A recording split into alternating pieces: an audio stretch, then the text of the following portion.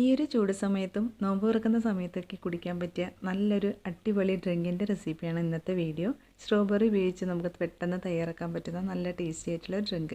അപ്പോൾ അതിന് വേണ്ടിയിട്ട് ആദ്യം കുറച്ച് സ്ട്രോബെറി നന്നായിട്ട് കഴുകി വൃത്തിയാക്കി എടുക്കുക. അതിലേക്ക് ഒരു നാരങ്ങ കൂടി നന്നായിട്ട് തൊലിയൊക്കെ കളഞ്ഞ് ചെറിയ പീസാക്കി കട്ട് ചെയ്ത് ഇതെല്ലാം കൂടി നമുക്ക് മിക്സിയുടെ ജാറിലേക്ക് ഇട്ട് നന്നായിട്ട് ഇതൊന്ന് അരച്ചെടുക്കുക. വെള്ളമൊന്നും ഒഴിക്കേണ്ട ആവശ്യമില്ല, നല്ലതുപോലെ ഇതൊന്ന് അരച്ചെടുത്താൽ മതി. ഈ അരച്ചെടുത്തത് നമുക്കൊരു പാത്രത്തിലേക്ക് ഒഴിച്ചു കൊടുക്കാം.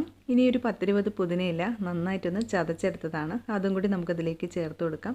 പിന്നെ മധുരത്തിനനുസരിച്ച് പഞ്ചസാര ചേർത്ത് കൊടുക്കാം, നിങ്ങളുടെ ഇഷ്ടത്തിനനുസരിച്ച് ചേർത്ത് കൊടുക്കാം കേട്ടോ. ഇതിലേക്ക് കുറച്ച് ഐസ് ക്യൂബ് പിന്നെ ആവശ്യത്തിന് വെള്ളവും കൂടി ചേർത്ത് കൊടുക്കാം.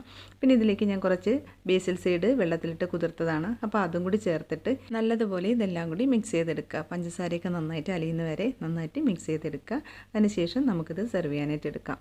നല്ല ടേസ്റ്റ് ആയിട്ടുള്ള നല്ലൊരു സൂപ്പർ ഡ്രിങ്കാണ് കേട്ടോ. അപ്പോൾ ശരിക്കും നല്ല ഈ ചൂട് സമയത്ത് നോമ്പ് തുറക്കുന്ന സമയത്തൊക്കെ കുടിക്കാൻ പറ്റിയ നല്ല ടേസ്റ്റ് ആയിട്ടുള്ള ഡ്രിങ്കാണ്.